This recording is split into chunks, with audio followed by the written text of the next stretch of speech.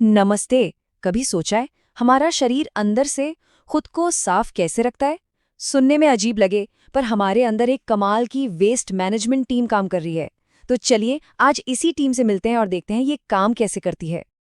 तो आज हम क्या क्या जानने वाले हैं। सबसे पहले तो यही कि भाई शरीर में ये कचरा बनता ही क्यों है।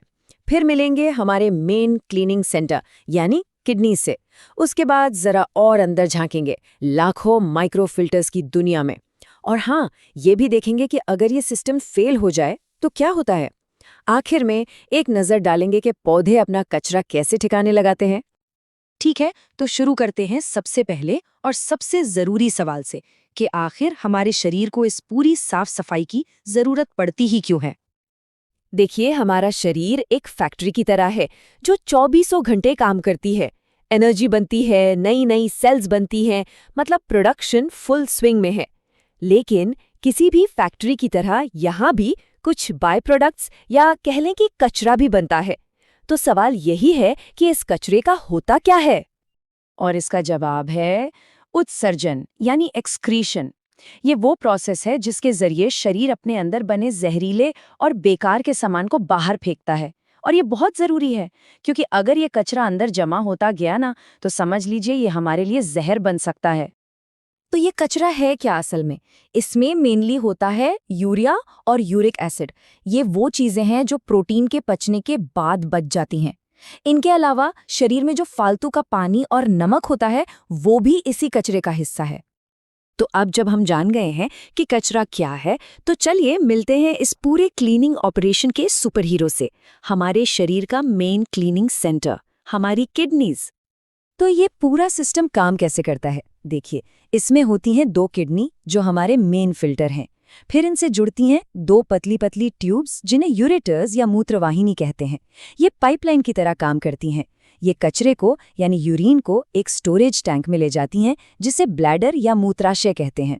और फिर आखिर में आता है यूरिथ्रा यानी मूत्रमार्ग, जो एग्जिट का रास्ता है। ये जो हमारी किडनीज है ना, ये बिल्कुल राजमा के दाने जैसी दिखती हैं। और ये हमारे पेट में आगे नहीं बल्कि पीठ की तरफ होती हैं, रीढ़ की हड्डी के दोनों साइड पर। और एक मजेदार बात यह है कि हमारी जो दाहिनी किडनी है ना, वो बाईं वाली से थोड़ी सी नीचे होती है। क्यों? ताकि हमारे लिवर को आराम से रहने की जगह मिल सके।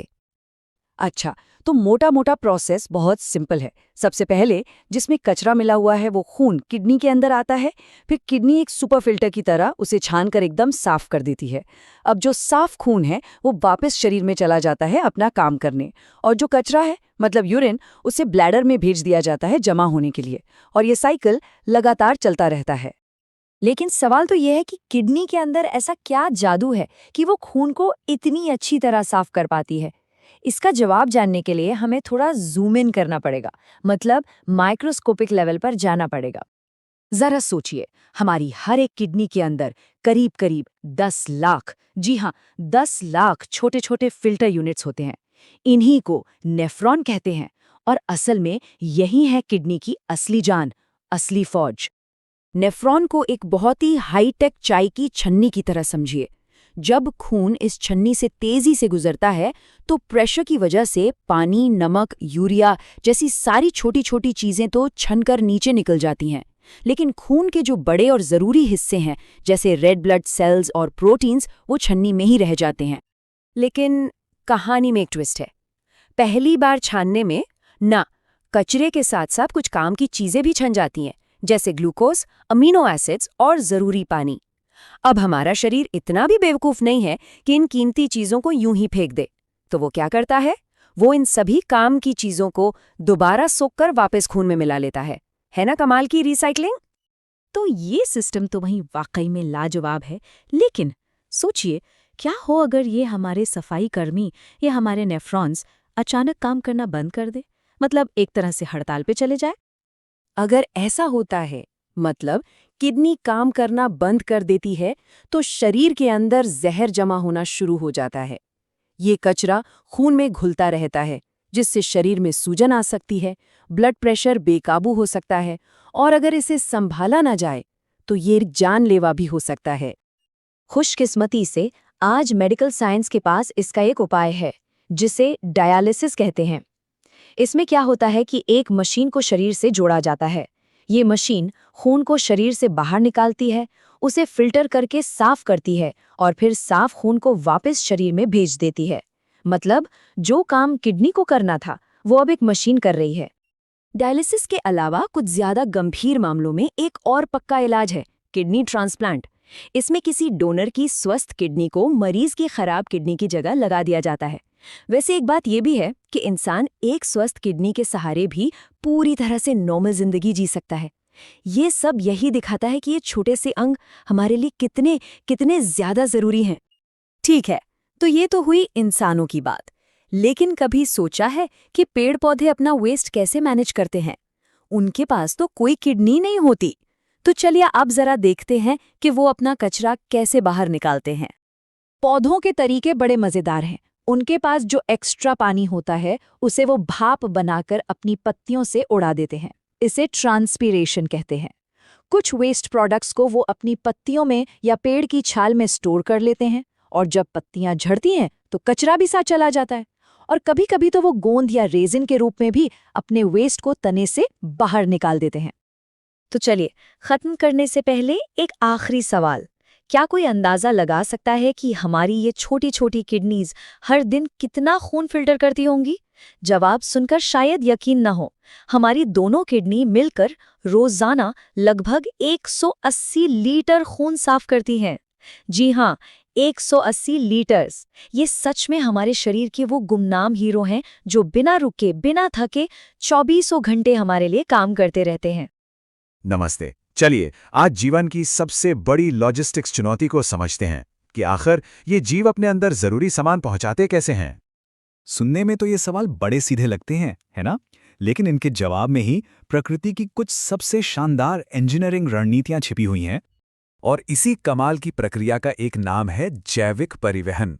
ये जीवन के लिए इतना जरूरी है कि इसके बिना काम ही नहीं चल सकता, चाहे कोई जीव एक जगह खड़ा रहे या फिर दौड़ता भागता रहे। अब देखिए, प्रकृति ने इस समस्या को सुलझाने के लिए दो बड़े ही जबरदस्त रास्ते अपनाए हैं। एक उन जीवों के लिए जो अपनी जगह पर टिके रहते हैं और दूसरा उनके लिए जो हमेशा चलते फिरते रहते हैं। तो चलिए सबसे पहले पौधों की दुनिया में चलते हैं। वे हिल नहीं सकते, इसलिए उनकी डिलीवरी सर्विस को पूरी तरह से ऑटोमेटिक और बहुत ही कुशल होना चाहिए। अच्छा, तो पौधों के अंदर ना दो मेन पाइपलाइन होती हैं। एक है जाइलम, जिसका काम है पानी और मिनरल्स को जड़ों से ऊपर पत्तियों तक ले जाना। ये एक वन वे स्ट्रीट है, सिर्फ ऊपर की तरफ। और मजे की बात यह है कि ये डेड सेल्स यानी मृत कोशिकाओं से बनी होती हैं, खोखली नलियों की तरह जो पानी के बहाव के लिए परफेक्ट है। और दूसरी पाइपलाइन है फ्लोएम। ये पत्तियों में बने खाने मतलब शुगर को पौधे के हर उस हिस्से तक पहुंचाती है जहां एनर्जी की जरूरत होती है, चाहे वो ऊपर हो, नीचे हो या कहीं भी। ये एक एक्टिव प्रोसेस है, इसलिए फ्लोएम जीवित कोशिकाओं से बना होता है जो इस काम को करने के लिए एनर्जी का इस्तेमाल करती हैं। ये एक बहुत बड़ा सवाल है ना? कोई मोटर नहीं, कोई दिल नहीं, फिर भी पानी सबसे ऊंची टहनी तक पहुंच जाता है। आखिर इसका राज क्या है? जवाब है वाष्पोत्सर्जन। इसे ऐसे समझिए जैसे पौधे को पसीना आ रहा हो। जैसे ही पत्तियों से पानी भाप बनकर उड़ता है, ये एक वैक्यूम क्लीनर की तरह जबरदस्त खिंचाव पैदा करता है जो जड़ों से पानी को सीधा ऊपर तक खींच लेता है। और ये सिस्टम कितना पावरफुल है, इसका अंदाजा इस बात से लगाइए कि एक पौधा अपनी पूरी जिंदगी में अपने वजन का 100 गुना ज्यादा पानी ट्रांसपोर्ट कर सकता है। सच में ये प्रकृति की इंजीनियरिंग का एक अद्भुत नमूना है। तो ये तो हुई पौधों की कहानी, पर उन जानवरों का क्या जो हमेशा चलते फिरते रहते हैं? उनके लिए एक धीमा पैसिव सिस्टम तो काम नहीं करेगा। उन्हें कुछ तेज चाहिए, कुछ ज्यादा डायनामिक। जानवरों के सिस्टम में 3 मेन हिस्से होते हैं। एक पावरफुल पंप यानी दिल, हाईवे का एक पूरा नेटवर्क यानी हमारी नसें या ब्लड वेसल्स, और डिलीवरी ट्रक की तरह काम करने वाला सामान यानी खून। और जब खून की बात आती है तो ये बस कोई लाल रंग का लिक्विड नहीं है, ये तो अपने आप में एक दुनिया है जो आश्चर्य और रहस्यों से भरी हुई है। जरा सोचिए, हमारे ही शरीर के अंदर खून 400 किलोमीटर प्रति घंटे तक की रफ्तार से दौड़ सकता है। ये तो कई हाई स्पीड ट्रेनों से भी ज्यादा तेज है, ताकि हर एक सेल तक जरूरी चीजें सेकंडों में पहुंच जाएं। और इस स्पीड के पीछे का इंजन हमारा दिल। अगर इसे शरीर के बाहर रखकर पंप करने दें तो ये खून को 30 मीटर मतलब करीब करीब 90 फुट ऊपर हवा में फेंक सकता है। इतनी ज्यादा ताकत होती है इस मोटर में। हम लोग तो अपने 4 ब्लड ग्रुप्स के बारे में ही सोचते हैं, लेकिन कुत्तों में 13 से भी ज्यादा होते हैं, और कुछ सांपों में तो 1910 से भी ज्यादा ब्लड ग्रुप्स पाए गए हैं। ये दिखाता है कि प्रकृति में कितनी ज्यादा विविधता है। और एक और हैरान करने वाली बात, क्या किसी को पता था कि इमरजेंसी में नारियल पानी को कुछ समय के लिए ब्लड प्लाज्मा की जगह इस्तेमाल किया जा सकता है? ऐसा इसलिए क्योंकि उसकी बनावट प्लाज्मा से काफी मिलती जुलती है। और हाँ, ये भी सच है कि हर खून एक जैसा नहीं होता। जिनका ब्लड ग्रुप ओ होता है वे किसी को भी खून दे सकते हैं, इसलिए उन्हें यूनिवर्सल डोनर कहते हैं। और जिनका ग्रुप ए भी होता है वे किसी से भी खून ले सकते हैं, जो उन्हें यूनिवर्सल रेसिपिएंट बनाता है। तो अब तक हमने 2 बिल्कुल अलग अलग सिस्टम देखे, एक पैसिव और धीमा जो पौधों के लिए एकदम सही है, और दूसरा एक्टिव और तेज जो जानवरों के लिए जरूरी है। ये तुलना इन दोनों रणनीतियों को एकदम साफ साफ दिखाती है। पौधे प्रकृति के खिंचाव का इस्तेमाल करते हैं, तो जानवर एक मस्कुलर पंप का। पौधे पानी और रस को ट्रांसपोर्ट करते हैं, जानवर खून को। दोनों ही अपनी अपनी जीवन शैली के लिए पूरी तरह से परफेक्ट हैं। आखिर में बात तो यही है, 2 बिल्कुल अलग विकासवादी रास्तों ने जीवन की एक ही बुनियादी चुनौती का कितना सफल समाधान निकाला है। तो ये सोचने पर मजबूर करता है ना? प्रकृति ऐसे ही कमाल के डिजाइन से भरी पड़ी है जो बस खोजे जाने का इंतजार कर रहे हैं। अगली बार जब कोई पेड़ दिखे या अपने दिल की धड़कन महसूस हो, तो उस शानदार डिलीवरी सर्विस को जरूर याद कीजिएगा जो चुपचाप अपना काम कर रही है। क्या कभी सोचा है कि जब हम एक सांस लेते हैं तो असल में होता क्या है? ये एक ऐसी कहानी है जो हर पल, हर लम्हा हमारे अंदर चलती रहती है, जिसके बारे में हम सोचते तक नहीं, पर जिसके बिना हम एक पल भी जिंदा नहीं रह सकते। ये कहानी है एक अकेली सांस की। तो चलिए आज इसी अद्भुत सफर पर निकलते हैं और देखते हैं कि हवा का एक छोटा सा हिस्सा हमारे शरीर के अंदर जाकर क्या क्या कमाल करता है। अच्छा, तो सबसे पहले एक बहुत जरूरी फर्क समझ लेते हैं। ब्रीदिंग, जिसे हम श्वासन कहते हैं, और रेस्पिरेशन यानी श्वसन, ये दोनों शब्द सुनने में एक जैसे लगते हैं पर हैं बिल्कुल अलग। देखिए, ब्रीदिंग तो बस एक मैकेनिकल एक्शन है, हवा को फेफड़ों के अंदर खींचना और बाहर निकाल देना, सिंपल। लेकिन रेस्पिरेशन, अरे वो तो असली जादू है। यही वो वजह है जिसके लिए ये सारी मेहनत हो रही है, मतलब उस हवा से शरीर के लिए एनर्जी बनाना। और यही इस पूरे सफर की मंजिल है, सेल्यूलर रेस्पिरेशन। ये वो प्रोसेस है जो हमारे दिल को धड़कने की, दिमाग को सोचने की और हमारी मसल्स को हिलने की ताकत देता है। असल में हम जो कुछ भी करते हैं उसकी एनर्जी यहीं से आती है। तो हमारी कहानी शुरू होती है जैसे ही हवा शरीर में दाखिल होती है। चलिए ऑक्सीजन के एक मॉलिक्यूल का पीछा करते हैं और देखते हैं कि उसका रास्ता कैसा है। इसे हमारे शरीर के अंदर एक कमाल के हाईवे सिस्टम की तरह समझिए। हवा नाक के गेटवे से अंदर आती है, ट्रैकिया नाम के मेन हाईवे पर रफ्तार पकड़ती है, फिर ब्रोंकी की अनगिनत शाखाओं में बढ़ जाती है और आखिरकार एल्वियोली नाम की लाखों छोटी छोटी थैलियों तक पहुंच जाती है। और यहीं इन एल्वियोलाई में कहानी का सबसे जरूरी मोड़ आता है। ये वो जगह है जहां बाहर की दुनिया हमारे शरीर के अंदरूनी दुनिया से मिलती है। एक बहुत ही जादुई लेन देन होने वाला है। जरा सोचिए, ये एल्वियोली एक बहुत ही पतली सी दीवार है। इसके एक तरफ है ताज़ी ऑक्सीजन से भरी हवा और दूसरी तरफ है हमारा खून, जो बेसब्री से उस ऑक्सीजन का इंतजार कर रहा है ताकि उसे शरीर के हर कोने तक पहुंचा सके। पर सवाल यह है कि ये लेन देन होता कैसे है? इसका राज छिपा है पार्शियल प्रेशर नाम के एक बड़े सिंपल से नियम में। इसे ऐसे समझिए कि गैसें हमेशा ज्यादा भीड़ वाली जगह से कम भीड़ वाली जगह की तरफ भागती हैं। तो एल्वियोली में ऑक्सीजन की जबरदस्त भीड़ है और खून में उसकी कमी, तो बस ऑक्सीजन बिना किसी मेहनत के खुद ब खुद खून में कूद जाती है। और ये प्रोसेस कितनी तेजी से होता है इसका अंदाजा इस बात से लगाइए, हवा और खून को अलग करने वाली ये झिल्ली हमारे बाल से भी कहीं ज्यादा पतली है, 1 मिलीमीटर से भी कम। मतलब ये कुदरत की इंजीनियरिंग का एक बेहतरीन नमूना है ना कमाल की बात? ठीक है, तो ऑक्सीजन अब खून में तो आ गई, लेकिन अब उसे शरीर के अरबों खरबों कोशिकाओं तक पहुंचाना भी तो है। तो ये डिलीवरी सर्विस काम कैसे करती है? तो यहां एंट्री होती है हमारी कहानी के हीरो की, हीमोग्लोबिन। ये हमारी लाल रक्त कोशिकाओं के अंदर बैठा एक प्रोटीन है जिसे हम ऑक्सीजन के लिए एक स्पेशल रेड टैक्सी सर्विस भी कह सकते हैं। इसका सिर्फ एक ही काम है, फेफड़ों से ऑक्सीजन को उठाना और जहां भी जरूरत हो वहां उसे छोड़ देना। जरा इस पर नजर डालिए। ये दिखाता है कि हीमोग्लोबिन कितना ज्यादा जरूरी है। हमारे शरीर के लगभग 97% ऑक्सीजन इसी लाल टैक्सी में बैठकर सफर करती है। सोचिए, अगर ये टैक्सी सर्विस न हो तो हमारी कोशिकाओं तक ऑक्सीजन पहुंच ही नहीं पाएगी। तो इस टैक्सी को कैसे पता चलता है कि सवारी कहाँ उठानी है और कहाँ छोड़नी है? अरे ये सब माहौल का खेल है। फेफड़ों में जहां ऑक्सीजन खूब सारी होती है, हीमोग्लोबिन ऑक्सीजन को कसकर पकड़ लेता है। लेकिन जैसे ही ये टैक्सी शरीर के उन हिस्सों में पहुंचती है जहां ऑक्सीजन की कमी है, वो ऑक्सीजन को छोड़ देता है, ठीक वहीं जहां उसकी सबसे ज्यादा जरूरत है। लेकिन रुकिए, कहानी यहां खत्म नहीं होती। जब कोशिकाएं ऑक्सीजन का इस्तेमाल करती हैं तो वो एक कचरा भी पैदा करती हैं, कार्बन डाइऑक्साइड। अब इस कचरे को शरीर से बाहर भी तो निकालना है, और इसकी वापसी की कहानी ऑक्सीजन से भी ज्यादा दिलचस्प है। जैसा कि यहां दिख रहा है, कार्बन डाइऑक्साइड की वापसी का तरीका ऑक्सीजन से काफी अलग है। इसका एक बहुत बड़ा हिस्सा, लगभग 70%, एक बिल्कुल नए रूप में सफर करता है। हाँ, कुछ हिस्सा हीमोग्लोबिन की टैक्सी पर लिफ्ट ले लेता है, लेकिन ज्यादातर का तरीका कुछ और ही है। ये बहुत ही कमाल की बात है। कार्बन डाइऑक्साइड अपनी वापसी यात्रा के लिए भेस बदल लेती है। जी हाँ, इसे बाइकार्बोनेट नाम के एक पदार्थ में बदल दिया जाता है। ऐसा इसलिए होता है क्योंकि अगर CO2 सीधे खून में घुल जाए तो वो खून को एसिडिक बना सकती है, जो कि खतरनाक है। तो ये भेस बदलना उसे सुरक्षित रखता है। और ये भेस बदलने का काम होता है पलक झपकने से भी तेज। हमारे शरीर में कार्बोनिक एनहाइड्रेज नाम का एक एंजाइम है जो हर एक सेकंड में 6 लाख CO2 मॉलिक्यूल्स का भेस बदल सकता है। ये प्रकृति की अविश्वसनीय रफ्तार और कुशलता का सबूत है।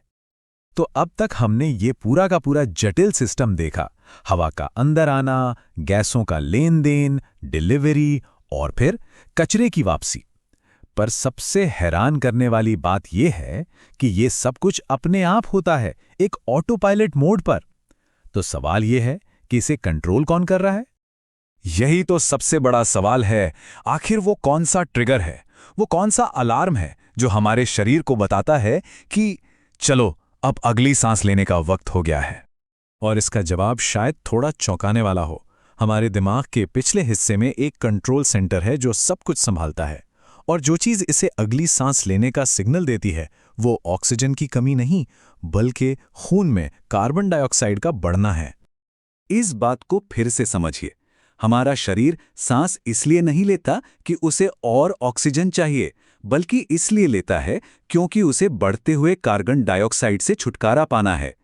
ये एक छोटा सा लेकिन बहुत ही जरूरी फर्क है जो इस पूरे सिस्टम को चलाता है। और ये हमें एक आखिरी सवाल के साथ छोड़ जाता है। एक अकेली सांस का ये सफ़र जो हर कुछ सेकंड में खामोशी से पूरा होता है, हमारे शरीर की सबसे खूबसूरत कहानियों में से एक है। ये हम याद दिलाता है कि हमारे अंदर एक कितनी अद्भुत और जटिल दुनिया है जो हर पल हर लम्हा चुपचाप हमारा ख्याल रख रही है। सूक्ष्मजीव। अच्छा, ये शब्द सुनते ही दिमाग में सबसे पहले क्या आता है? शायद बीमारियां, कीटाणु, गंदगी? अगर हाँ, तो इसमें कोई हैरानी की बात नहीं है। पर आज हम इस कहानी का दूसरा और शायद ज्यादा दिलचस्प पहलू देखने वाले हैं। हम जानेंगे कि कैसे ये छोटे न दिखने वाले जीव असल में हमारे सबसे बड़े हीरो हैं। हम सब ने बचपन से यही सुना है, हाथ धोकर खाना खाओ, कीटाणुओं से बचो। और ये बात बिल्कुल सही भी है। कुछ सूक्ष्मजीव वाकई में खतरनाक होते हैं। पर क्या इसका मतलब ये है कि सारे के सारे सूक्ष्मजीव हमारे दुश्मन हैं? चलिए इस गलतफहमी को दूर करते हैं। सच तो ये है कि इनमें से ज्यादातर हमारे दोस्त हैं, हमारे सच्चे दोस्त, जो बिना किसी शोर शराबे के चुपचाप हमारी जिंदगी को बेहतर बनाते हैं। हमारी ब्रेड को फुलाने से लेकर जान बचाने वाली दवाइयां बनाने तक, ये सच में हमारे असली गुमनाम हीरो हैं। तो फिर देर किस बात की? चलिए मिलते हैं हमारे इन ना दिखने वाले सहयोगियों से और देखते हैं कि ये हमारे लिए क्या क्या कमाल करते हैं। और इस सफर की शुरुआत हम कहीं और से नहीं बल्कि अपनी ही रसोई से करेंगे। शायद हमें अंदाजा भी नहीं होता, लेकिन हर रोज हमारा सामना इन छोटे दोस्तों से होता है। जरा सुबह के नाश्ते में खाई जाने वाली दही के बारे में सोचिए। इसे लैक्टोबैसिलस नाम का एक बैक्टीरिया बनाता है। ये न सिर्फ दूध को दही में बदलकर उसे पचाने में आसान बनाता है, बल्कि उसमें विटामिन B12 की मात्रा भी बढ़ा देता है। या फिर वो फूली फूली इडली और कुरकुरा डोसा, उनका राज भी बैक्टीरिया ही है, जो आटे में फर्मेंटेशन करके उसे फुला देते हैं। ब्रेड में यही काम एक यीस्ट सैक्रोमाइसिस सेरेविसी करता है। और चीज, अरे वो तो सूक्ष्म जीवों की कलाकारी का एक जीता जागता म्यूजियम है। और देखिए चीज की दुनिया कितनी अनोखी है। एक तरफ है स्विस चीज, जिसमें जो बड़े बड़े छेद होते हैं वो प्रोपियोनिबैक्टीरियम नाम के बैक्टीरिया के गैस छोड़ने की वजह से बनते हैं। वहीं दूसरी तरफ है रॉकफोर्ट चीज, जिसका खास तीखा स्वाद पेनिसिलियम रॉकफोर्टाई नाम के एक फंगस की देन है ना कमाल की बात, कैसे दो अलग अलग सूक्ष्म जीव एक ही चीज को बिल्कुल अलग बना देते हैं। रसोई तो बस एक छोटा सा ट्रेलर था। अब चलिए देखते हैं कि बड़े पैमाने पर यानी इंडस्ट्रीज में ये छोटे छोटे जीव कितने बड़े बड़े काम करते हैं। इंडस्ट्रीज में तो ये सूक्ष्म जीव किसी जिंदा फैक्ट्री से कम नहीं है। हमारी पसंदीदा बियर या वाइन बनाने से लेकर जान बचाने वाली एंटीबायोटिक पेनिसिलिन तक, और कपड़ों के दाग साफ करने वाले डिटर्जेंट के एंजाइम से लेकर कई जरूरी दवाइयों तक, हर जगह ये नन्हे कारखाने चुपचाप अपना काम कर रहे हैं। और पेनिसिलिन की खोज की कहानी तो किसी फिल्म की स्क्रिप्ट जैसी है। पता है, ये एक एक्सीडेंट था। 1928 में अलेक्जेंडर फ्लेमिंग ने गलती से देखा कि एक फफूंद बैक्टीरिया को मार रही थी। बस बाद में चेन और फ्लोरे नाम के वैज्ञानिकों ने इसे दुनिया की पहली एंटीबायोटिक दवा में बदल दिया। सोचिए, सिर्फ एक फफूंद ने मेडिकल साइंस को हमेशा के लिए बदल दिया और करोड़ों जानें बचाईं। ये सूक्ष्म जीव कमाल के केमिस्ट भी हैं। एस्परजिलस नाइजर नाम का फंगस सिट्रिक एसिड बनाता है, जो कोल्ड ड्रिंक्स में खट्टापन लाता है। हम जो सिरका इस्तेमाल करते हैं यानी असीटिक एसिड, वो एसिटोबैक्टर नाम के बैक्टीरिया की देन है। और दही वाला दोस्त लैक्टोबैसिलस लैक्टिक एसिड भी बनाता है। मतलब ये छोटे छोटे केमिकल प्लांट्स हर रोज हमारी जिंदगी में काम आ रहे हैं। और दवा की दुनिया में तो इनका योगदान किसी चमत्कार से कम नहीं है। हार्ट अटैक के मरीजों में खून के थक्के को घोलने वाली दवा स्ट्रेप्टोकाइनेस एक बैक्टीरिया से आती है। ऑर्गन ट्रांसप्लांट के बाद शरीर नए अंग को रिजेक्ट ना कर दे, इसके लिए जो दवा दी जाती है साइक्लोस्पोरिन ए, वो एक फंगस से बनती है। और तो और कोलेस्ट्रॉल कम करने वाले स्टैटिन भी एक यीस्ट से ही मिलते हैं। अच्छा, खाने पीने और फैक्ट्रियों से भी बढ़कर सूक्ष्म जीव एक और बहुत बड़ी भूमिका निभाते हैं, और वो है हमारे ग्रह, हमारी धरती की हिफाजत करना। कभी सोचा है कि हमारे शहरों का सारा गंदा पानी आखिर जाता कहाँ है? उसे सीधे नदियों में तो नहीं छोड़ सकते। यहीं पर काम आती है सूक्ष्म जीवों की क्लीन अप क्रू। सबसे पहले पानी से मोटा मोटा कचरा छान लिया जाता है। फिर कुछ सूक्ष्म जीव ऑक्सीजन की मदद से पानी में घुली गंदगी को खा जाते हैं। इसके बाद बिना ऑक्सीजन वाले सूक्ष्म जीव बची खुची गंदगी को पचाकर बायोगैस बनाते हैं। और आखिर में जब पानी पूरी तरह साफ हो जाता है, तब उसे नदियों में वापस छोड़ा जाता है। लेकिन हमें ये पता कैसे चलता है कि पानी कितना गंदा है या कितना साफ हुआ? इसके लिए हम एक चीज मापते हैं, जिसे कहते हैं BOD, यानी बायोकेमिकल ऑक्सीजन डिमांड। इसको ऐसे समझिए, पानी में जितनी ज्यादा गंदगी होगी, उसे साफ करने वाले सूक्ष्म जीवों को उतनी ही ज्यादा ऑक्सीजन की जरूरत पड़ेगी। तो सीधा सा हिसाब है, ज्यादा BOD का मतलब है ज्यादा प्रदूषण। और पता है, इस पूरी सफाई का एक जबरदस्त बोनस भी मिलता है, बायोगैस। इसमें ज्यादातर मीथेन गैस होती है, जिसे हम खाना पकाने या बिजली बनाने के लिए ईंधन की तरह इस्तेमाल कर सकते हैं। मतलब मीथेनोजन नाम के सूक्ष्म जीवों की मदद से हम न सिर्फ पानी साफ कर रहे हैं, बल्कि कचरे से एनर्जी भी बना रहे हैं। सिर्फ शहर ही नहीं, ये हमारे खेतों के भी सच्चे साथी हैं। कुछ सूक्ष्म जीव जैसे बैसिलस थ्यूरिंजिएंसिस एक तरह के नेचुरल कीटनाशक का काम करते हैं और फसलों को कीड़ों से बचाते हैं। वहीं राइजोबियम जैसे बैक्टीरिया हवा से नाइट्रोजन लेकर जमीन को उपजाऊ बनाते हैं, बिल्कुल एक प्राकृतिक खाद की तरह। ये केमिकल फ्री खेती का भविष्य है। तो रसोई से लेकर फैक्ट्रियों तक और खेतों से लेकर हमारी नदियों तक, हमने देखा कि कैसे ये सूक्ष्म जीव हर जगह, हर पल हमारी मदद कर रहे हैं। वे सिर्फ हमारे आज का हिस्सा नहीं है, बल्कि हमारे बेहतर कल की चाबी भी उन्हीं के पास है। ये बात बिल्कुल 100% सही है। प्रकृति के सबसे छोटे जीव हमारी सबसे बड़ी समस्याओं को हल कर सकते हैं, चाहे वो प्रदूषण हो, बीमारी हो या ऊर्जा की कमी। समाधान अक्सर वहीं छिपा होता है जहां हमारी नजर आसानी से नहीं जाती। और ये सफर हमें एक आखिरी सवाल पर लाकर छोड़ता है। हमने जो कुछ भी देखा और जाना, वो तो शायद बस एक शुरुआत है। जरा सोचिए, भविष्य में हम इन अदृश्य सहयोगियों की शक्ति का इस्तेमाल और कहां-कहां कर सकते हैं। संभावनाएं अनंत हैं और खोज अभी बाकी है। नमस्कार। आज हम एक ऐसे कमाल के विज्ञान की बात करने वाले हैं जो हमारी दुनिया को, आप कह सकते हैं, अंदर से बदल रहा है। जी हाँ, बायोटेक्नोलॉजी। हमारी थाली के खाने से लेकर हमारी दवाइयों तक हर चीज को ये बेहतर बना रहा है। तो चलिए देखते हैं कैसे। तो इस पूरी टेक्नोलॉजी के दिल में जो एक सवाल है, चलिए सबसे पहले उसी से शुरुआत करते हैं। तो इसका मतलब क्या है? बिल्कुल आसान भाषा में समझें तो बायोटेक्नोलॉजी का मतलब है कि हम जीवित जीवों के जेनेटिक कोड में थोड़ा बदलाव करते हैं ताकि हम उनसे कुछ ऐसा बना सकें जो हमारे काम आए, जो हमारे लिए फायदेमंद हो। अब यह होता कैसे है? देखिए, इसका प्रोसेस बहुत सीधा सा है। बस 3 स्टेप्स का खेल है। सबसे पहले एक काम का गुण, एक यूजफुल ट्रेट ढूंढा जाता है। फिर उस गुण के लिए जो जीन जिम्मेदार है उसे निकालकर एक नए जीव में डाल देते हैं और बस अब वो नया जीव भी उस खास गुण को दिखाने लगता है। ठीक है, थ्योरी तो समझ आ गई, पर असल दुनिया में, रियल वर्ल्ड में ये कैसे काम करती है?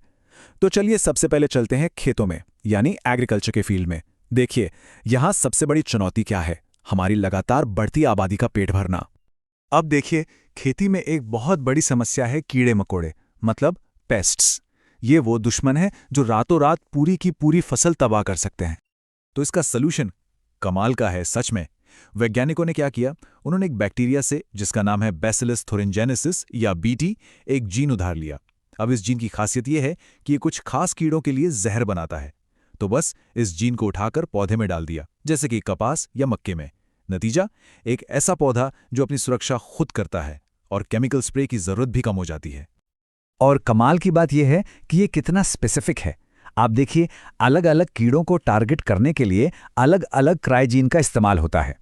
जैसे कपास को बॉलवर्म से बचाने के लिए अलग और मक्के को कॉर्न बोरर से बचाने के लिए अलग। अब एक और जबरदस्त टूल है बायोटेक्नोलॉजी के पिटारे में, आरएनए इंटरफेरेंस या आरएनए-आई। इसको आप किसी जीन के लिए एक म्यूट बटन समझिए। ये किसी जीन को बोलने से, यानी प्रोटीन बनाने से रोक देता है। और इसका इस्तेमाल कहाँ होता है? एक बढ़िया उदाहरण है तंबाकू के पौधों को बचाना। एक छोटा सा परजीवी कीड़ा होता है, एक निमेटोड, जो इनकी जड़ों को खराब कर देता है। तो साइंटिस्ट ने आरएनए-आई का इस्तेमाल करके उस कीड़े के एक जरूरी जीन को ही साइलेंस कर दिया, मतलब पौधे के अंदर ही कीड़े का तोड़ तैयार कर दिया। कीड़ों से बचाने के अलावा ये टेक्नोलॉजी हमारे खाने को और ज्यादा पौष्टिक भी बना रही है, जैसे कि गोल्डन राइस। इसमें विटामिन ए की कमी को पूरा करने की ताकत है। या फिर सुपर पोटैटो, जिसमें ज्यादा प्रोटीन है। और तो और फ्लेवर सेवर टोमेटो भी है, जो जल्दी खराब नहीं होता। तो ये तो हुई खेतों की बात। अब चलिए एग्रीकल्चर से आगे बढ़ते हैं और देखते हैं कि मेडिसिन यानी दवाइयों की दुनिया में बायोटेक्नोलॉजी क्या कमाल कर रही है। यहाँ तो इसका असर और भी ज्यादा पर्सनल और गहरा है। इसका एक सबसे बड़ा उदाहरण है इंसुलिन। देखिए, 1983 से पहले डायबिटीज के मरीजों के लिए इंसुलिन जानवरों से, जैसे सुअर और गायों से लिया जाता था। इससे कई बार लोगों को एलर्जी हो जाती थी। फिर 1983 में बायोटेक्नोलॉजी की मदद से पहली बार ह्यूमन इंसुलिन बनाया गया। और आज हमारे पास बैक्टीरिया की मदद से बना हुआ सुरक्षित और बड़ी मात्रा में इंसुलिन मौजूद है। लेकिन सोचिए, क्या हो अगर हम किसी बीमारी का इलाज करने के बजाय उसके जेनेटिक कारण को ही ठीक कर दें? बस यही रेवोल्यूशनरी वादा है जीन थेरेपी का। और ये सिर्फ कोई थ्योरी नहीं है। पहली बार जीन थेरेपी का इस्तेमाल 1990 में एक 4 साल की बच्ची पर किया गया था, जिसे एक ऐसी जेनेटिक बीमारी थी जिससे उसका इम्यून सिस्टम काम नहीं करता था। ये मेडिकल साइंस में एक बहुत बड़ा मील का पत्थर था। और सिर्फ इलाज ही नहीं, बीमारी का पता लगाने में भी ये टेक्नोलॉजी गेम चेंजर है। देखिए, पारंपरिक तरीकों में हमें बीमारी के लक्षण दिखने का इंतजार करना पड़ता था, लेकिन पीसीआर या एलिजा जैसे मॉलिक्यूलर डायग्नोसिस से हम एचआईवी या कैंसर जैसी बीमारियों को बहुत ही शुरुआती स्टेज में पकड़ सकते हैं, लक्षण दिखने से भी पहले। अब ये जो जीवन के कोड को बदलने की ताकत है, ये सिर्फ पौधों और बैक्टीरिया तक ही सीमित नहीं है। जब हम इसे जानवरों पर इस्तेमाल करते हैं तो कई अविश्वसनीय संभावनाओं के साथ साथ कुछ बहुत गहरे नैतिक सवाल भी सामने आते हैं। तो ये ट्रांसजीनिक जानवर आखिर होते क्या हैं? ये वो जानवर हैं जिनके डीएनए में जानबूझकर किसी दूसरे जीव का जीन डाला गया हो। ऐसा क्यों करते हैं? ताकि हम जीन्स के काम करने के तरीके को समझ सकें, बीमारियों को बेहतर स्टडी कर सकें और हाँ, इनसे उपयोगी दवाइयाँ भी बना सकें। इसका सबसे मशहूर उदाहरण है रोजी नाम की गाय, जिसने ऐसा दूध दिया जिसमें ह्यूमन प्रोटीन की मात्रा ज्यादा थी। तो जीवन को इस तरह से बदलने की ये जो जबरदस्त ताकत हमारे हाथ लगी है, ये अपने साथ कौन सी जिम्मेदारियां लेकर आती है? यहाँ दो शब्दों को समझना बहुत जरूरी है, बायोपेटेंट और बायोपायरेसी। बायोपेटेंट क्या है? ये कानूनी अधिकार है जो सरकार किसी नए बायोलॉजिकल आविष्कार के लिए देती है। वहीं दूसरी तरफ बायोपायरेसी है जब कोई किसी देश के जैविक संसाधनों या उसके पारंपरिक ज्ञान का इस्तेमाल बिना इजाजत या बिना सही मुआवजा दिए करता है। इसका एक बहुत ही चर्चित मामला बासमती चावल का है। भारत में सदियों से बासमती की 27 से ज्यादा किस्में उगाई जाती रही हैं, लेकिन एक विदेशी कंपनी ने भारत के ही बासमती से निकली एक नई किस्म पर पेटेंट ले लिया। इसे दुनिया भर में बायोपायरेसी का एक बड़ा उदाहरण माना गया। तो कीट प्रूफ कपास से लेकर जिंदगी बचाने वाली दवाइयों तक और इनसे जुड़े नैतिक सवालों तक बायोटेक्नोलॉजी हमें एक ऐसे भविष्य की तरफ ले जा रही है जिसे हम खुद बना रहे हैं, एक एक जीन को जोड़कर। तो सवाल ये उठता है कि जैसे जैसे हम जीवन के आर्किटेक्ट बन रहे हैं, हमें अपने लिए क्या नियम लिखने चाहिए? जब भी हम माइक्रोब या सूक्ष्मजीव शब्द सुनते हैं तो दिमाग में सबसे पहले क्या आता है? शायद बीमारी फैलाने वाले कीटाणु, है ना? लेकिन क्या हो अगर ये अदृश्य जीव असल में हमारे सबसे बड़े सहयोगी हों? आज हम इसी छिपी हुई दुनिया की पड़ताल करने वाले हैं। तो यही सवाल हमें एक ऐसी दुनिया में ले जाता है जो हमें दिखती तो नहीं, पर हमारी जिंदगी के, आप कह सकते हैं, हर पहलू को चला रही है। तो आखिर ये सूक्ष्म जीव हैं क्या? देखिए, आसान शब्दों में ये इतने छोटे जीव हैं कि इन्हें देखने के लिए एक माइक्रोस्कोप की जरूरत पड़ती है।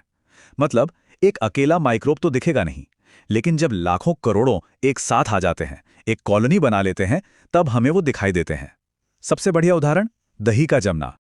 तो चलिए इस अदृश्य दुनिया की खोज शुरू करते हैं, एक ऐसी जगह से जहां हम सब रोज जाते हैं, हमारी अपनी रसोई, जहां ये छोटे छोटे हेल्पर्स हर रोज कमाल करते हैं।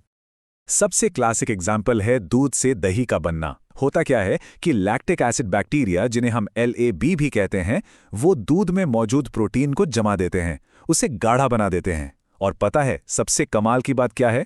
इस प्रोसेस में वो न सिर्फ विटामिन B12 बढ़ा देते हैं, बल्कि हमारे पेट के लिए जो बुरे कीटाणु हैं ना, उन्हें भी बढ़ने से रोकते हैं। अच्छा, कभी सोचा है कि ब्रेड क्यों फूलती है? या इडली डोसे का बैटर क्यों ऊपर उठता है? और वो स्विस चीज में बड़े बड़े छेद कहाँ से आते हैं? इन सब के पीछे राज सिर्फ एक है। अलग अलग तरह के सूक्ष्म जीव फर्मेंटेशन के दौरान कार्बन डाइऑक्साइड गैस छोड़ते हैं, और यही गैस इन चीजों को इनकी खास फूली हुई बनावट देती है। ठीक है, तो रसोई से अब बाहर निकलते हैं और चलते हैं एक बड़ी दुनिया में, इंडस्ट्री और मेडिसिन की दुनिया में, जहां इन माइक्रोब्स का रोल और भी ज्यादा बड़ा और भी ज्यादा जरूरी हो जाता है। अब बात करते हैं एंटीबायोटिक्स की। ये शब्द बड़ा मजेदार है। ये ग्रीक शब्दों से बना है। एंटी मतलब खिलाफ और बायो मतलब जीवन। अब देखिए कितनी दिलचस्प बात है। ये दवाइयाँ खतरनाक बैक्टीरिया के जीवन के खिलाफ काम करती हैं ताकि वो हमारे लिए जीवन के पक्ष में काम कर सकें। और जो पहली एंटीबायोटिक थी ना, पेनिसिलिन, उसकी खोज तो बिल्कुल एक लकी एक्सीडेंट थी। अलेक्जेंडर फ्लेमिंग ने बस यूं ही देखा कि एक फफूंद, एक मोल्ड उनके बैक्टीरिया को खत्म कर रहा है। बस उसी एक पल ने मॉडर्न मेडिसिन की, आप कह सकते हैं, नींव रख दी और करोड़ों लोगों की जान बचाने का रास्ता खोल दिया। और कहानी सिर्फ एंटीबायोटिक्स पर ही खत्म नहीं होती। ये माइक्रोब्स तो असल में छोटी छोटी चलती फिरती फैक्ट्रियां हैं। जरा सोचिए, एक फंगस है जो साइक्लोस्पोरिन A बनाता है, जो ऑर्गन ट्रांसप्लांट को कामयाब बनाता है। वहीं एक यीस्ट है जो स्टैटिन बनाकर कोलेस्ट्रॉल कंट्रोल करता है। अरे, हमारी डिटर्जेंट में जो लाइपेज होता है ना, जो तेल के दाग हटाता है, वो भी इन्हीं की देन है। चलिए अब स्केल को और बड़ा करते हैं। अब बात करते हैं पूरे ग्रह की, जहां ये माइक्रोब्स हमारे पर्यावरण के गार्डियन बनकर काम करते हैं। हम जानते हैं कि शहरों और कस्बों से बहुत सारा गंदा पानी निकलता है, जिसे हम सीवेज कहते हैं।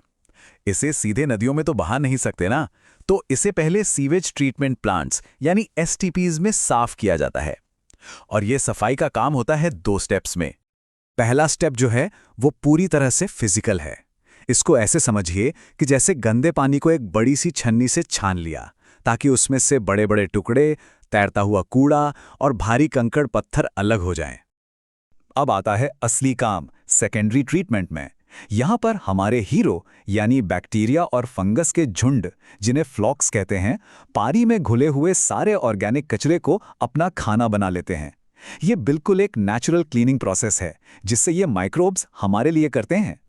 अब इस पूरी प्रक्रिया को मापने का एक तरीका है, जिसे कहते हैं BOD।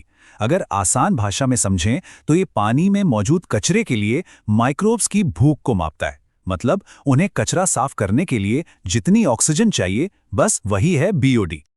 तो नियम बिल्कुल सीधा है। पानी में जितनी ज्यादा गंदगी होगी, माइक्रोब्स को उसे साफ करने के लिए उतनी ही ज्यादा ऑक्सीजन लगेगी। इसका मतलब पानी का BOD जितना ज्यादा, वो पानी उतना ही ज्यादा पोल्यूटेड माना जाएगा। सिंपल।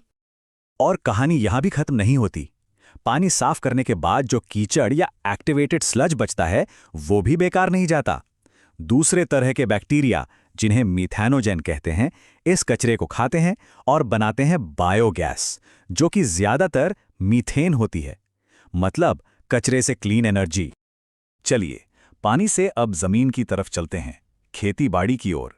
यहां भी माइक्रोब्स एक बहुत जरूरी काम करते हैं, केमिकल कीटनाशकों का एक नेचुरल और सटीक विकल्प बनकर। देखिए, जो केमिकल पेस्टिसाइड्स होते हैं वो अच्छे और बुरे हर तरह के कीड़ों को मार देते हैं, लेकिन ये जो बायो कंट्रोल एजेंट्स हैं ना, ये एक सर्जिकल स्ट्राइक की तरह काम करते हैं। मतलब लेडी बर्ड सिर्फ एफर्ट्स को खाएगी और बैसिलस थोरिंजिस बैक्टीरिया सिर्फ कैटरपिलर को ही टारगेट करेगा। ये है प्रकृति का कीड़ों को कंट्रोल करने का अपना समझदार और सेफ तरीका। तो हमने रसोई से लेकर इंडस्ट्री और पर्यावरण तक हर जगह माइक्रोब्स का कमाल देख लिया। अब आखिर में देखते हैं कि ये कैसे टिकाऊ खेती की नींव रखते हैं और हमारा भविष्य कैसे बना सकते हैं। माइक्रोब्स को पौधों का सबसे अच्छा दोस्त कहना गलत नहीं होगा। ये नेचुरल खाद की तरह काम करते हैं। जैसे राइजोबियम बैक्टीरिया हवा से नाइट्रोजन लेकर सीधे पौधों को दे देता है, वहीं माइकोराइजा फंगस जड़ों का नेटवर्क फैलाकर दूर दूर से पानी और पोषक तत्व खींचकर लाता है। ये एक कमाल की पार्टनरशिप है जो हमारी मिट्टी को जिंदा रखती है। तो अब ये तो साफ है कि माइक्रोब सिर्फ बीमारी फैलाने वाले कीटाणु नहीं है, वो हमारे भोजन निर्माता है, बीमारियों से लड़ने वाले फाइटर हैं, हमारे ग्रह के रिसाइकलर हैं, फसलों के रक्षक हैं और तो और एनर्जी प्रोड्यूसर भी हैं। वो सच में हमारे अदृश्य सहयोगी हैं। हमने सदियों से इन छोटे छोटे अदृश्य साथियों की ताकत का इस्तेमाल किया है, लेकिन सच तो ये है कि हमने अभी बस इसे समझना शुरू ही किया है। तो सवाल ये है कि भविष्य में माइक्रोब्स के साथ हमारी ये पार्टनरशिप हमें कहाँ तक ले जाएगी? क्या पता हमारी बहुत सी बड़ी बड़ी समस्याओं का समाधान इसी छोटी सी दुनिया में छिपा हो। हर किसी के अंदर खरबों सेल्स का एक पूरा शहर बसा हुआ है, लेकिन ये सारे सेल्स खुद को एक इंसान जैसे कॉम्प्लेक्स जीव में ऑर्गेनाइज कैसे करते हैं? तो आज हम उसी शहर के छिपे हुए ब्लूप्रिंट को समझने वाले हैं, यानी टिश्यूज या ऊतकों की इस हैरान कर देने वाली दुनिया को। तो सवाल ये उठता है कि अगर एक अकेला सेल अपने आप में सब कुछ कर सकता है, तो फिर एवोल्यूशन ने खरबों सेल्स वाले जीव बनाने की इतनी मेहनत की ही क्यों? बस यही एक सवाल हमें सीधे उस वजह तक ले जाता है कि टिश्यूज आखिर हैं ही क्यों। चलिए इसी को समझते हैं। खंड 1, एक कोशिका का बोझ। जरा एक सिंगल सेल वाले ऑर्गेनिज्म की चुनौती के बारे में सोचिए। खाना पचाने से लेकर सांस लेने और बच्चे पैदा करने तक जिंदगी का हर जरूरी काम सिर्फ एक अकेले सेल को ही करना पड़ता है। यहां पर यह फर्क बिल्कुल साफ दिखता है। एक सिंगल सेल वाला जीव एक अल्टीमेट मल्टीटास्कर की तरह है। एक ही सेल शेफ भी है, सफाई कर्मचारी भी और कचरा निपटाने वाली टीम भी। वहीं दूसरी तरफ हम जैसे मल्टी सेलुलर जीव स्पेशलिस्ट की टीम वाला तरीका अपनाते हैं। हमारे पास डाइजेशन के लिए एक टीम है, सांस लेने के लिए दूसरी। ये काम का एक बहुत ही एफिशिएंट बंटवारा है ना?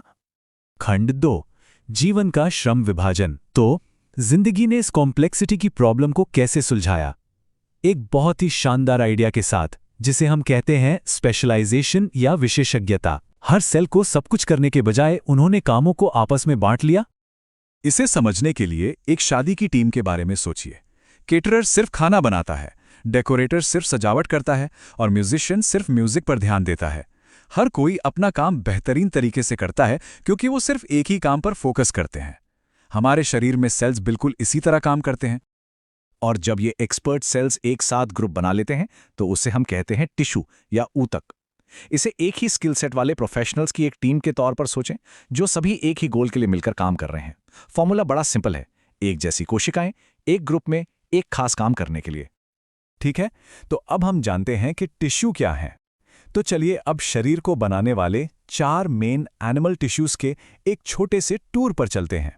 इन्हें शरीर के 4 फंडामेंटल फैब्रिक्स या ताने बाने के रूप में सोच सकते हैं। ताना बाना नंबर 1, हमारे रक्षक।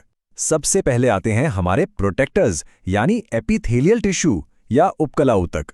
जैसा कि नाम से ही पता चलता है, इनका मेन काम एक सुरक्षा कवच बनाना है। हमारी स्किन इसका सबसे अच्छा उदाहरण है।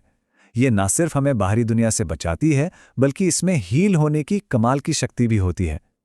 जब भी हमें कोई खरोंच या चोट लगती है तो यही टिश्यू तुरंत मरम्मत के काम में लग जाते हैं।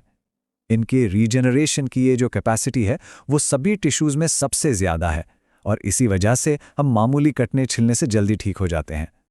ताना बाना नंबर 2, संयोजक। अगला है कनेक्टिव टिश्यू यानी संयोजी ऊतक, जो शरीर में सब कुछ एक साथ जोड़कर रखता है। यह शरीर का वो ढांचा है जो हर चीज को अपनी जगह पर बनाए रखता है। ये कैटेगरी थोड़ी हैरान करने वाली है और हमारे शरीर में सबसे ज्यादा मात्रा में यही पाई जाती है।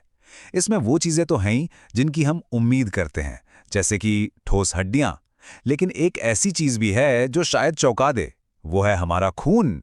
जी हां, लिक्विड ब्लड भी एक कनेक्टिव टिश्यू है। ये दोनों ही सहारा और जुड़ाव के जरूरी काम करते हैं। और यहां एक बहुत ही जरूरी अंतर समझना होगा। टेंडन हमारी मसल्स को हड्डियों से जोड़ते हैं, एक मजबूत रस्सी की तरह, जबकि लिगामेंट एक हड्डी को दूसरी हड्डी से जोड़ते हैं, जिससे हमारे जॉइंट्स को स्टेबिलिटी मिलती है। दोनों ही बहुत जरूरी हैं, लेकिन उनके काम एकदम अलग हैं।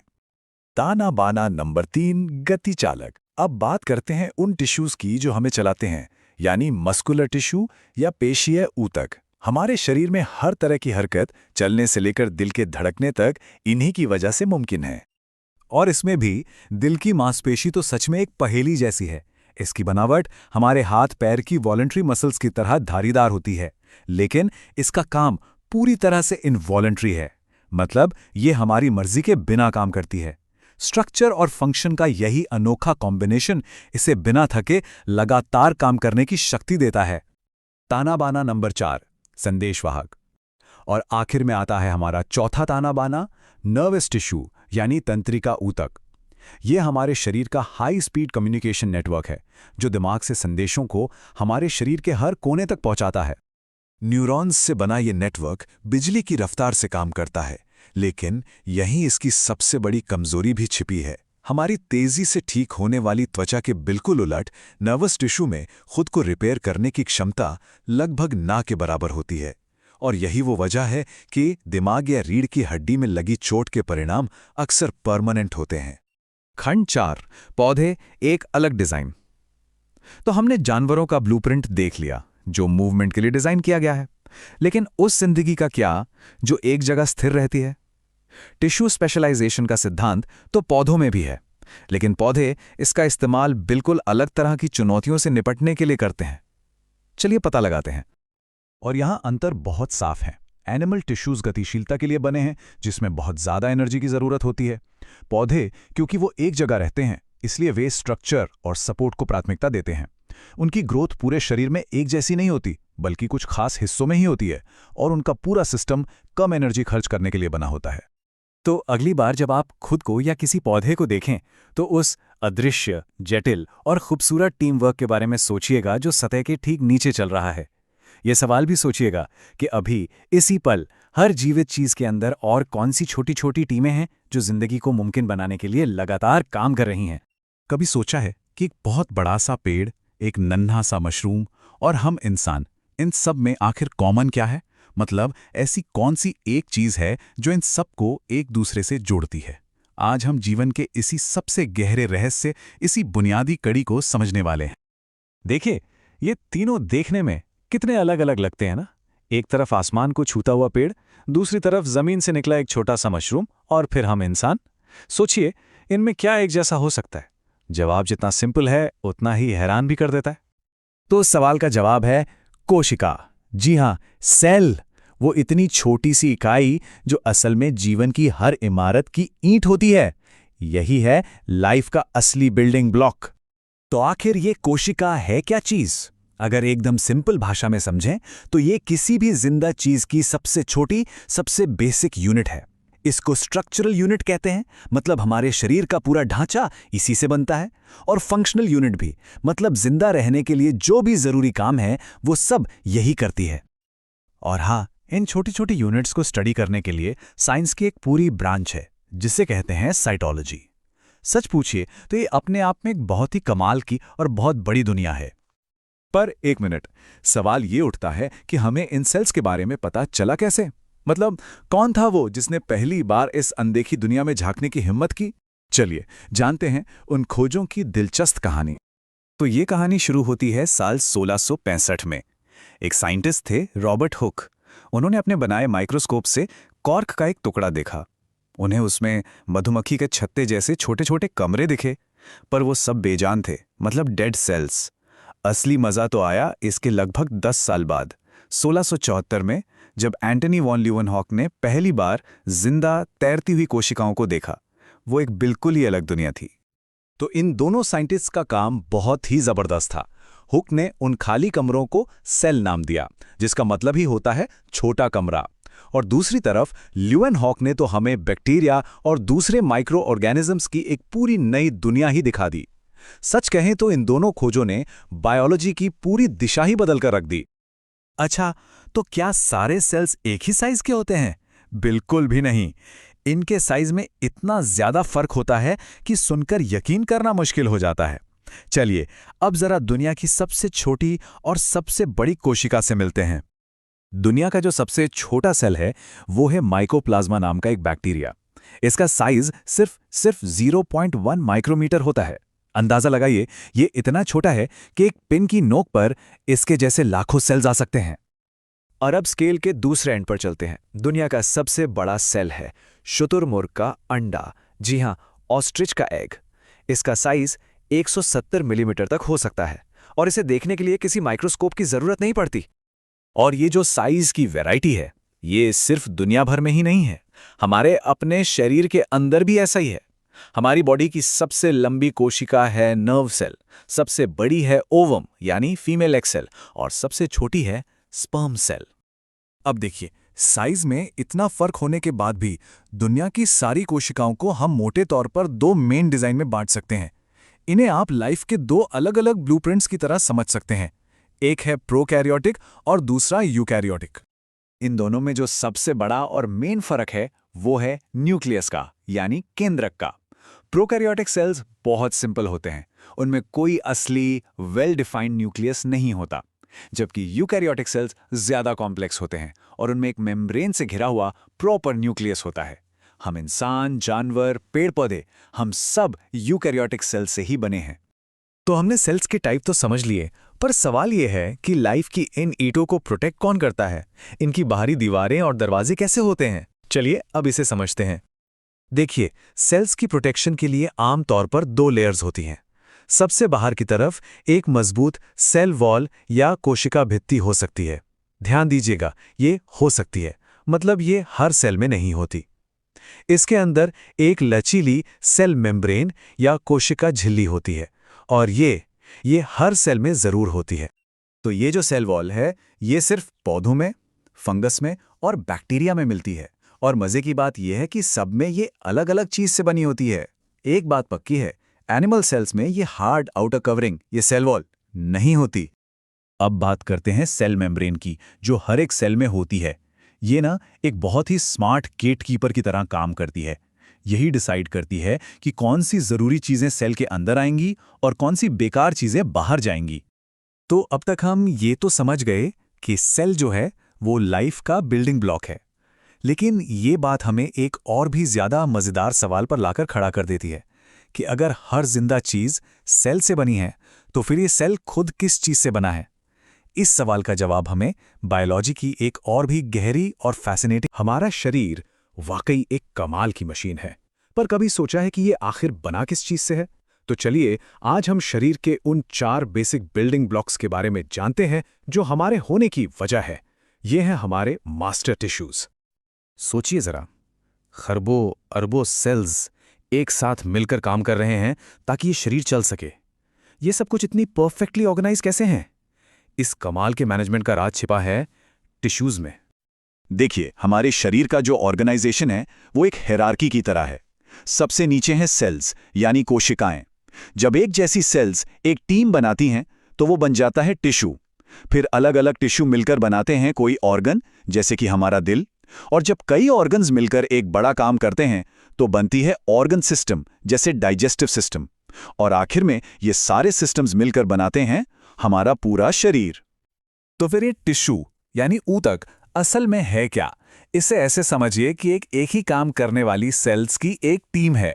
मतलब एक अकेली सेल शायद कुछ खास ना कर पाए, पर जब ये सब एक टीम की तरह एक टिश्यू बनकर काम करती हैं तो ये शरीर के लिए बड़े बड़े काम कर जाती हैं। और यहां सबसे हैरान करने वाली बात यह है कि हमारे शरीर की सारी कॉम्प्लेक्सिटी, हमारी हर हरकत, हर सोच, हर धड़कन सिर्फ 4, जी हां, सिर्फ 4 बेसिक तरह के टिश्यूज से कंट्रोल होती है। ये दिखाता है कि नेचर का डिजाइन कितना जबरदस्त है।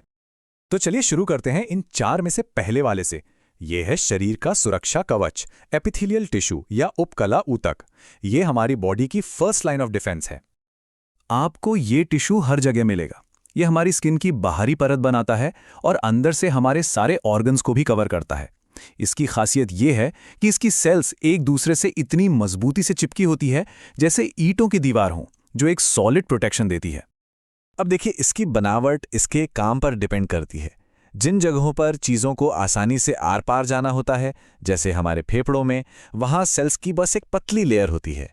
लेकिन जहाँ प्रोटेक्शन ज़्यादा चाहिए, जैसे हमारी स्किन पर, वहाँ इन्हीं सेल्स की कई मोटी लेयर्स होती हैं। कितना एफिशिएंट डिज़ाइन है ना? तो ये तो हुई प्रोटेक्शन की बात। अब बात करते हैं उस चीज़ की जो सबको जोड़कर रखती है, शरीर का सपोर्टिंग फ्रेमवर्क, कनेक्टिव टिश्यू यानी संयोजी ऊतक। जैसा नाम से ही जाहिर है, इसका काम है कनेक्शन बनाना और सहारा देना। और एक बहुत ही मजेदार फैक्ट ये है कि हमारे शरीर में सबसे ज्यादा मात्रा में यही कनेक्टिव टिश्यू पाया जाता है। ये हर जगह है, हमारे शरीर को उसका ढांचा और मजबूती देता है।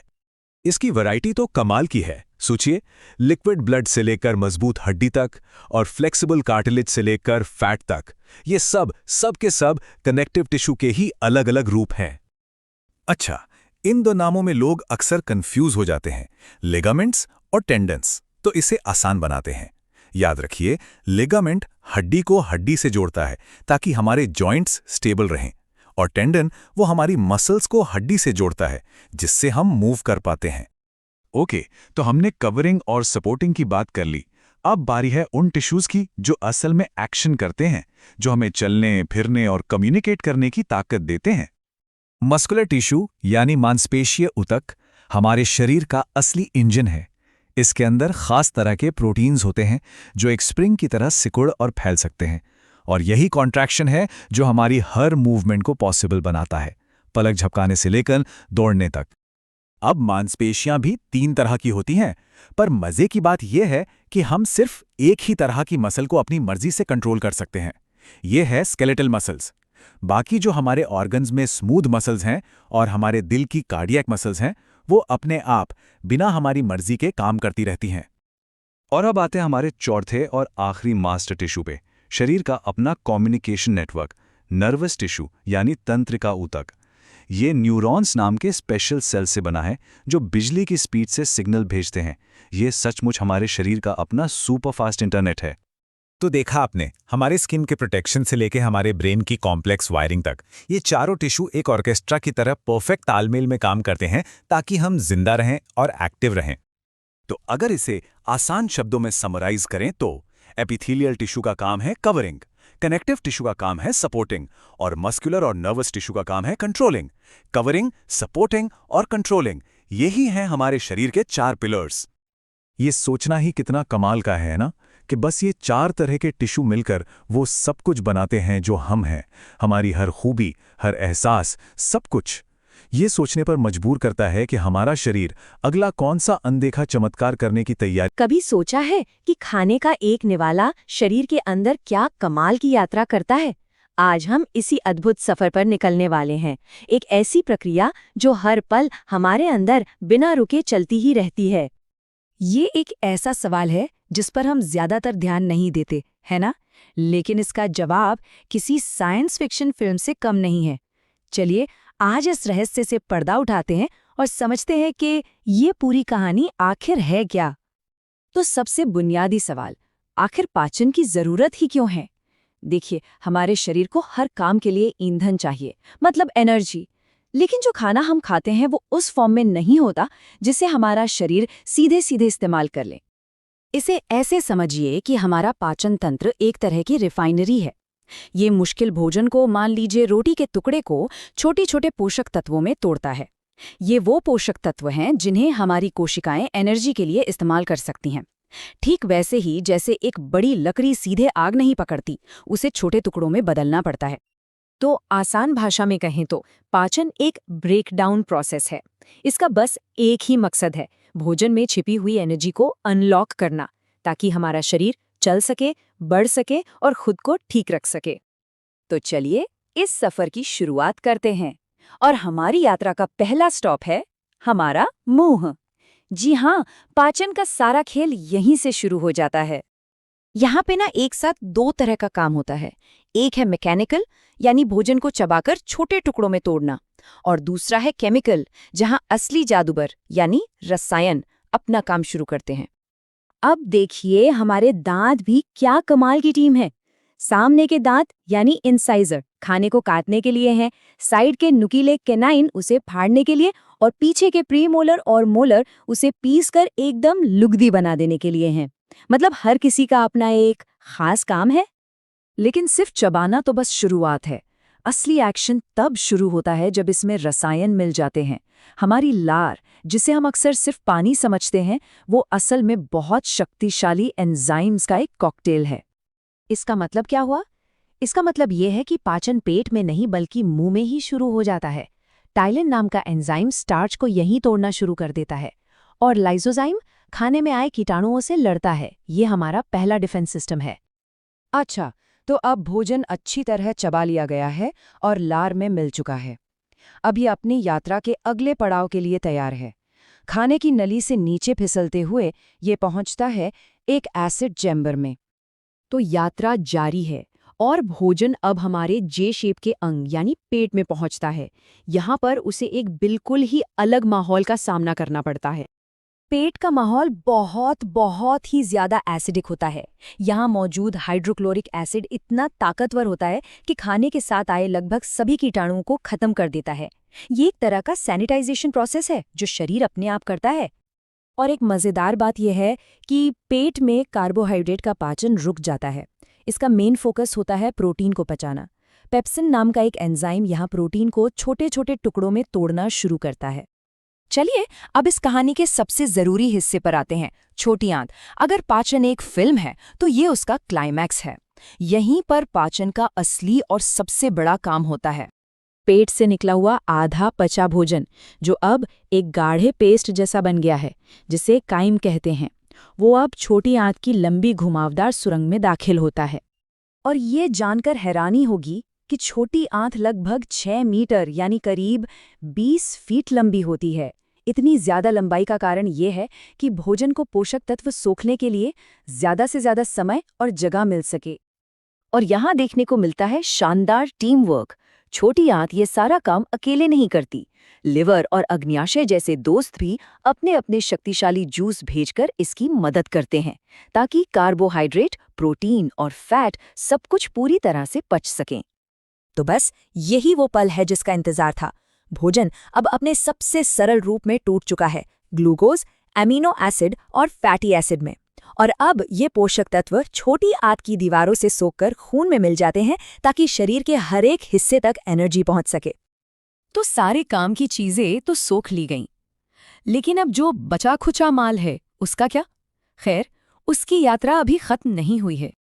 बचा हुआ पदार्थ, जिसमें ज्यादातर पानी, फाइबर और दूसरे बेकार पदार्थ होते हैं, अब अपने आखिरी पड़ाव यानी बड़ी आंत की तरफ बढ़ता है।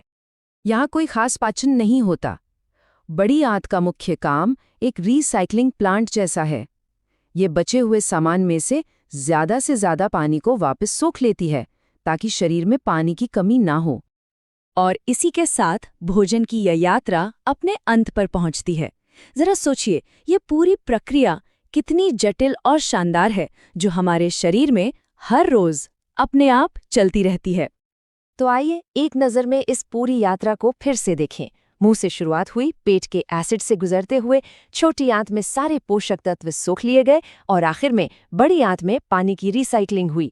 एक अविश्वसनीय और पूरी तरह से ऑटोमेटिक प्रक्रिया। तो अगली बार जब खाने का कोई निवाला लें तो एक पल के लिए उस कमाल के सिस्टम के बारे में जरूर सोचिएगा, जो आपके अंदर चुपचाप बिना थके काम कर रहा है। सवाल बस ये है कि क्या हम इस अद्भुत मशीन का उतना ध्यान रख रहे हैं?